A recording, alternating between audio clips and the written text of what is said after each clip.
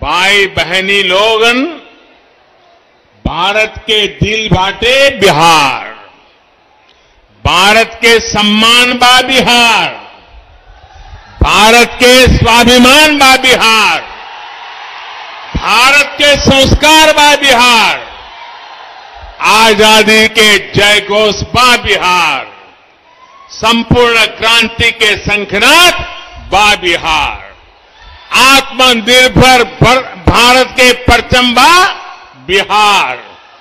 देश की सुरक्षा हो या देश के विकास, बिहार के लोगन सबसे आगे रहलन।